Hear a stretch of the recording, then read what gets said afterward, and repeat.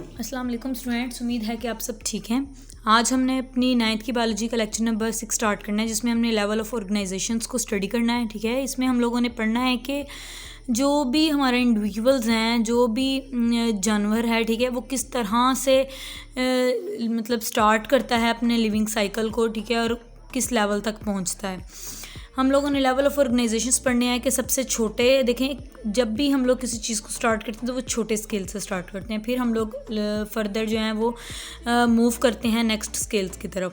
तो हम लोगों ने ये लेवल ऑफ ऑर्गेनाइजेशन में इस तरह से पढ़ना है कि सबसे पहले छोटा लेवल से बड़े लेवल की तरफ इंडिविजुअल किस तरह से मूव करते हैं। जो हमारा फर्स्ट जो पॉइंट है, जो लेवल है, वो है सब एटॉमिक एंड एटॉमिक लेवल। उसमें हम लोग क्या करते हैं, matter are made up of tiny particles like called atoms. ठीक है, जो मैटर है, कोई भी मादा है, वो टीनी छोटे छोटे स्मॉल पार्टिकल से मिलकर बनता है, जिनको क्या हम कहते हैं, एटम्स कहते हैं। Atoms are made of tiny sub atomic particles which are electrons, protons and neutrons. ठीक है, एटम्स किससे मिलके बनते हैं, छोटे छोटे सब एटॉमिक पार्टिकल से, छोटे छोटे और माइनर से जो होते हैं एटॉमिक पार्टिकल्स हैं, उनसे मिलके बन करते हैं। जो कौन से होते हैं, इलेक्ट्रॉन होते हैं, प्रोटॉन और न्यूट्रॉन्स होते हैं, इनसे मिलके एटम्स बनते हैं। Total number of elements present in nature are 92। ठीक है, नेचर में जो है वो टोटल जो है 92 एलिमेंट्स पाए जाते हैं।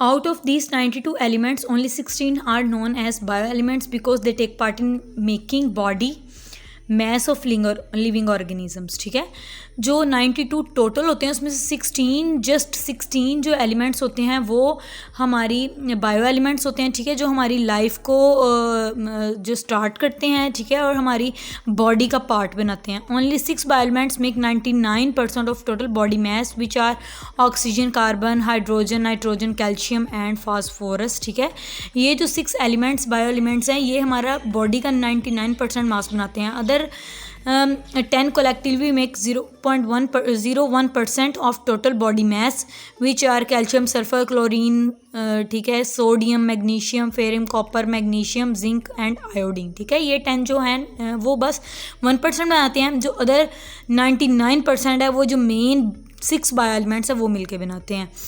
और जो हमारा नेक्स्ट लेवल ऑफ ऑर्गेनाइजेशन, हम लोग जब एटम्स हमारी बॉडी को बनाते हैं। ठीक है, जब अब नेक्स्ट जो एटम से बड़ा लेवल आएगा वो हमारा है मॉलिक्यूलर लेवल आएगा। ठीक है, हमने मॉलिक्यूल्स, अब एटम्स मिलके मॉलिक्यूल्स बनाएंगे। ठीक है, नेक्स्ट हम उसे फिर फर्दर आगे मूव करेंगे।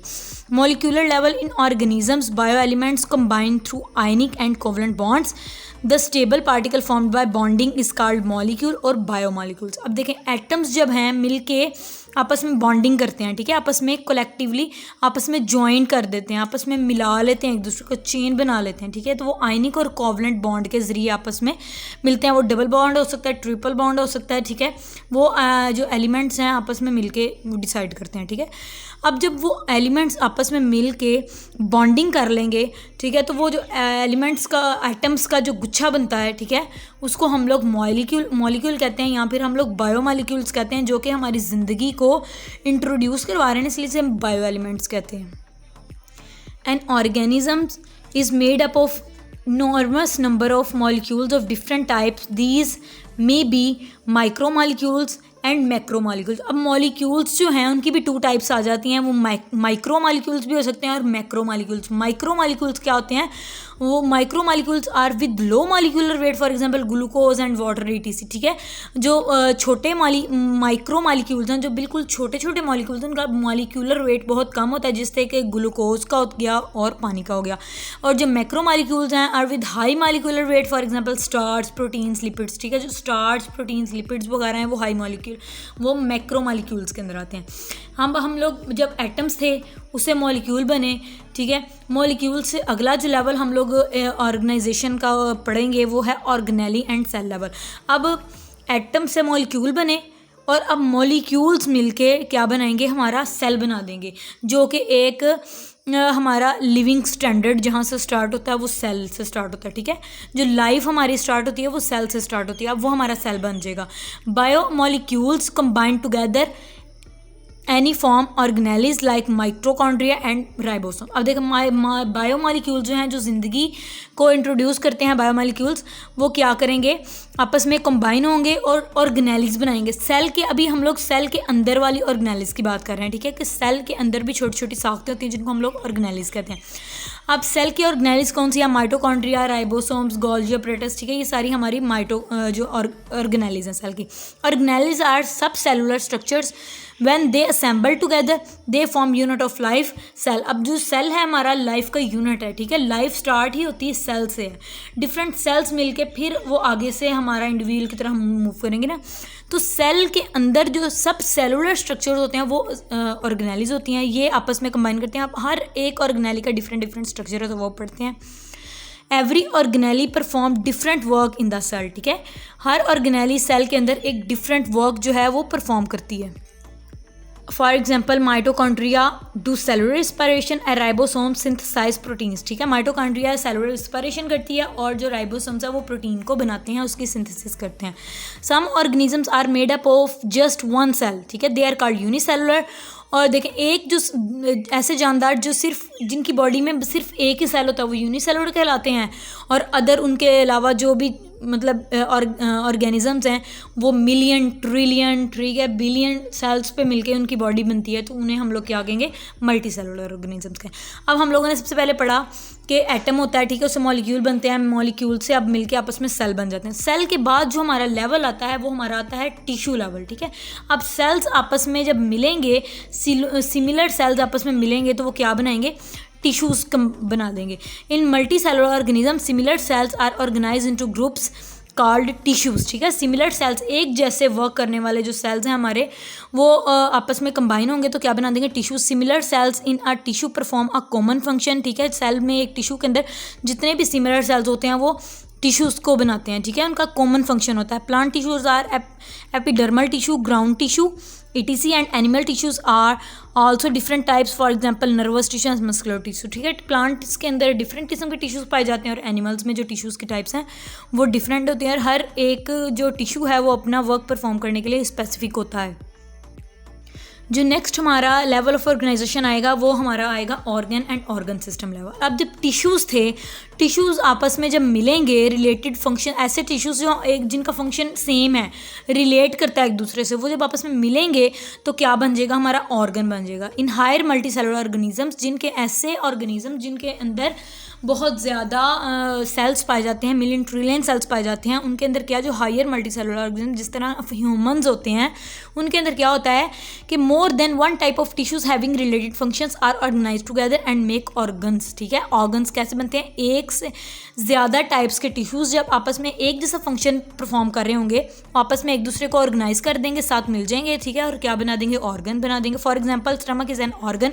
स्टमक हमारा जो मैदा है वो एक ऑर्गन है, it is specialized for food storage and digestion of protein, ठीक है, फूड की स्टोरेज भी करता है और प्रोटीन की डाइजेशन भी करता है। Two types of tissues present in stomach, ठीक है, टिश्यूज़ हमारे स्टमक के अंदर दो तरह के टिश्यूज़ पाए जाते हैं, जैसे epithelial tissue and which स्क्रीट gastric juice, ठीक है, जो गैस्ट्रिक जूस को हमारा स्क्रीट करता है for digestion, and muscular tissue contracts the walls of the stomach for grinding and moving of food. अब देखें कौन सा टिश्यूज़ आ गया है, कि एपिथेलियल टिश्यूज़ आ गया है, दूसरा कौन सा आ गया, हमारा मस्कुलर टिश्यू आ गया। एपिथेलियल टिश्यू क्या करता है, गैस्ट्रिक जूस हमारी डाइजेशन के लिए स्क्रीट करता है मसल के अंदर, ठीक है, हमारे स्टमक के अंदर, और मस्कुलर टिश्यू है जो हमारी स्टमक की वॉल्स को कॉन्ट्रैक्ट करता है, ठीक है, आप उसे सुकेड़ता भी है और उसको रिलैक्स भी करता है ताकि फूड की ग्राइंडिंग हो जाए, पिस जाए फूड और मूव कर सके आगे फर्दर पार्ट्स में। These two tissues perform their functions and collectively become the function of stomach which is an organ, ठीक है। ये दोनों फंक्शन जो टिश्यूज हैं अपने फंक्शंस परफॉर्म करते हैं और इनका जो कंबाइनली जो मेन फंक्शन होता है वो स्टमक का फंक्शन बन जाता है। The next level is organ system level. अब देखें ऑर्गन्स जब डिफरेंट आपस में मिल जाएंगे तो वो क्या बना देंगे, ऑब्वियसली ऑर्गन सिस्टम लेवल बना देंगे। In this level different organs performing related functions are organized together in the form of an organ system, ठीक है। अब जो ऑर्गन्स एक तरह का काम मिलता जुलता रिलेटेड फंक्शन करते हैं, ठीक है, वो आपस में मिल जाएंगे और ऑर्गन सिस्टम लेवल बना देंगे। फॉर एग्जांपल डाइजेशन या डाइजेस्टिव सिस्टम जो है is an organ system. Major organs in this systems are oral cavity, stomach, small intestine, large intestine, liver and pancreas. All these organs help in the process of digestion, ठीक है। अब देखिए जो हमारी food की digestion का process होता है उसमें स्टमक, ओरल कैविटी, ठीक है, लार्ज इंटेस्टाइन हमारी छोटी जो हमारी इंटेस्टाइन है, बड़ी इंटेस्टाइन जो है, ठीक है, पेंक्रियाज, लीवर, ये सारे हमारे डाइजेशन का प्रोसेस कंप्लीट करने में हेल्प आउट करते हैं। इसलिए ये सारे ऑर्गन्स मिल जाते हैं और आपस में वर्क इनका सेम है, रिलेटेड है, इसलिए ये ऑर्गन सिस्टम लेवल बना देते हैं। नेक्स्ट, अब जब ऑर्गन से ऑर्गन सिस्टम लेवल बन गया, उसके अगला जो हमारा लेवल आता है वो इंडिविजुअल लेवल का आता है। अब जब डिफरेंट ऑर्गन्स आपस में मिल जाएंगे तो ऑब्वियसली हमारा इंडिविजुअल कंप्लीट हो जाएगा, तो इंडिविजुअल लेवल की तरफ हम लोग मूव कर लेते हैं। अब देखें इसमें क्या पढ़ेंगे हम लोग, different organs and organ system are organize together to form an individual, ठीक है। जब ऑर्गन और ऑर्गन सिस्टम आपस में मिल जाएंगे तो इंडिविजुअल बन जाएगा। For example when a man is busy in continuous exercise, not only his muscles are working, his heartbeat and rate of respiration also increases। देखें कि जब एक काम जो आदमी है, एक हेल्दी मैन जो है, वो अब कॉन्टिन्यूस मुसलसल एक एक्सरसाइज करता जा रहा है, ठीक है, तो उसकी ना सिर्फ उस टाइम उसके मसल्स काम कर रहे हैं, तो बल्कि उसकी हार्ट बीट भी ज़्यादा हो जाती है, उसकी रिस्पायरेशन का प्रोसेस भी ज़्यादा हो जाता है, ठीक है, उसे पसीना ज़्यादा आएगा, उसको एनर्जी ज़्यादा वेस्ट होगी, ठीक है। इस तरह मुख्तलिफ ऑर्गन सिस्टम्स जो हैं आपस में वर्क करते हैं, तो फिर एक इंडिविजुअल की एक्टिविटी जो है वो हमारी कंप्लीट होती है, ठीक है। ये था हमारा इंडिविजुअल लेवल। अब एक्टिविटी कंप्लीट हो गई। In this way organ and organ systems coordinated various functions, processes and activities and individual, ठीक है। ऑर्गन और ऑर्गन सिस्टम इस तरह से अपनी एक्टिविटीज़ को कोऑर्डिनेट करते हैं। तो जो हमारा नेक्स्ट लेवल ऑफ ऑर्गेनाइजेशन है वो पॉपुलेशन लेवल है, ठीक है। जब इंडिविजुअल कंप्लीट हो जाता है तो हम लोग पॉपुलेशन की तरफ मूव कर जाते हैं। Population is defined as the group of individuals of a same species located at the same place in the same time, ठीक है। जिस तरह से इंडिविजुअल्स होते हैं, इस तरह से जब आपस में वो सेम एक ही स्पीशीज़ के एक टाइम पे जो भी स्पीशीज़, ठीक है, सेम स्पीशीज़ जो एक टाइम पे एक जगह पे रहती हैं, ठीक है, वो एक पॉपुलेशन लेवल बना देती है। For example human population in Pakistan 2021 में जो पाकिस्तान में जितनी भी पॉपुलेशन है इंडिविजुअल्स की, इंसानों की, ठीक है, वो हमारे पॉपुलेशन लेवल में आ जाएगी। A species is defined as a group of organisms capable of interbreeding and producing fertile offsprings, ठीक है। और स्पीशीज़ इसमें एक जो एक्स्ट्रा पॉइंट है कि स्पीशीज़ क्या होती हैं।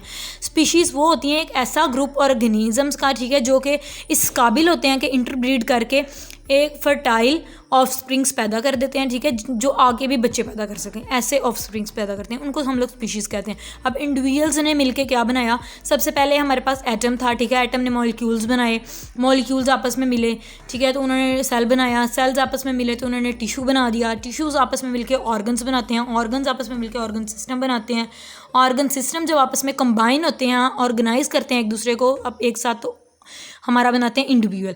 अब इंडिविजुअल जब बन जाता है तो जब आपस में एक ही तरह के इंडिविजुअल एक जगह पे अपना सेटअप बना के रहना शुरू कर देते हैं, वो पॉपुलेशन बन जाती है। अब पॉपुलेशन, अब डिफरेंट देखें छोटे छोटे एरियाज़ के अंदर पॉपुलेशन होती है, और पॉपुलेशन से हम लोग नेक्स्ट मूव करते हैं कम्युनिटी लेवल की तरफ। Community is defined as the group of different species populations interbreeding interacting with one another in same place and the same time. अब एक ही स्पेस के अंदर, एक ही टाइम के अंदर डिफरेंट किस्म की जो पॉपुलेशंस होती हैं, जो आपस में इंटरब्रीड करेंगी, कनेक्ट करेंगी, ठीक है, एक दूसरे के साथ कनेक्शन अपना बनाएंगी, कायम करेंगी, तो वो क्या बनाएंगी, एक कम्युनिटी लेवल को बना देंगे। और जो हमारी कम्युनिटी की एग्जांपल है वो एक फॉरेस्ट आ जाएगी। या forest is a community to it include different plants, microorganism, fungi and animal species. अब देखें एक फॉरेस्ट जो है एक जंगल है, उसके अंदर प्लांट्स भी हो जाएंगे, माइक्रो ऑर्गेनिजम्स भी आ जाते हैं, फंजाई आ जाती है, एनिमल्स की बहुत ज़्यादा स्पीशीज़ आ जाती हैं, ठीक है। तो ये हमारी एक कम्युनिटी हो जाएगी जिसमें डिफरेंट किस्म की पॉपुलेशंस आपस में मिलके एक ही जगह पे एक ही वक्त में रहती हैं। अब जब कम्युनिटी को हम लोग डिस्कस कर चुके हैं तो नेक्स्ट जो हमारा लेवल आएगा वो बायोस्फीयर लेवल आएगा। ये सबसे जो है लेवल ऑफ ऑर्गेनाइजेशन का सबसे बड़ा लेवल है, ठीक है। एटम से हम लोगों ने एक स्टार्ट किया था और जो सबसे बड़ा लेवल आ जाता है वो बायोस्फीयर आ जाता है। अब ज़मीन के इर्द गिर्द जितनी भी जगह है, ठीक है, जो जितने भी हैबिटेट्स हैं, जितनी भी जगह है जहाँ पे हमारे लिविंग ऑर्गेनिजम्स रह सकते हैं ना, उसे हम लोग स्फीयर, बायोस्फीयर कहते हैं। बायो मतलब ज़िंदगी, स्फीयर मतलब दायरा, ठीक है। ज़िंदगी का जितना भी दायरा ज़मीन के ऊपर है ना, ठीक है, वो बायोस्फीयर लेवल आ जाता है, सबसे बड़ा लेवल आ जाएगा। The part of earth inhabited by organisms communities is known as biosphere, ठीक है। ज़मीन के गिर्द ऐसी जगह या ज़मीन के ऊपर ऐसी जगह जहाँ पे ऑर्गेनिजम्स की कम्युनिटीज़ आपस में मिलकर रहती हैं, उसे बायोस्फीयर कहते हैं। It consist all ecosystems where living organisms interact with non living factors on earth, ठीक है। अब इसमें जो हमारा बायोस्फीयर आ जाएगा, उसमें इकोसिस्टम्स सारे लिविंग ऑर्गेनिजम्स के भी आ जाएंगे और नॉन लिविंग ऑर्गेनिजम्स के भी आ जाएंगे। मतलब लिविंग ऑर्गेनिजम्स के साथ साथ इस दुनिया में नॉन लिविंग थिंग्स भी मौजूद हैं, हम लोग जिनके बगैर गुजारा नहीं कर सकते, ठीक है। अब देखें, नॉन लिविंग फैक्टर्स के बगैर तो ज़िंदगी मुमकिन है। हमें रहने के लिए घर चाहिए, ठीक है, जॉब चाहिए, मकान चाहिए, हर चीज़ चाहिए होती है। अब इन ज़मीन के ऊपर लिविंग ऑर्गेनिजम्स भी हैं, ठीक है, नॉन लिविंग फैक्टर्स भी साथ साथ मौजूद हैं।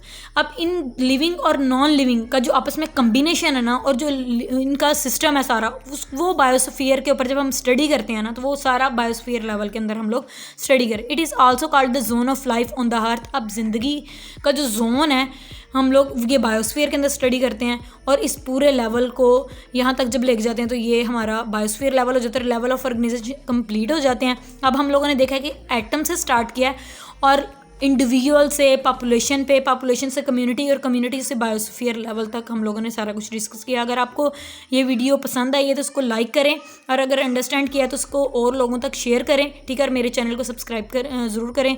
ओके, अल्लाह हाफिज़।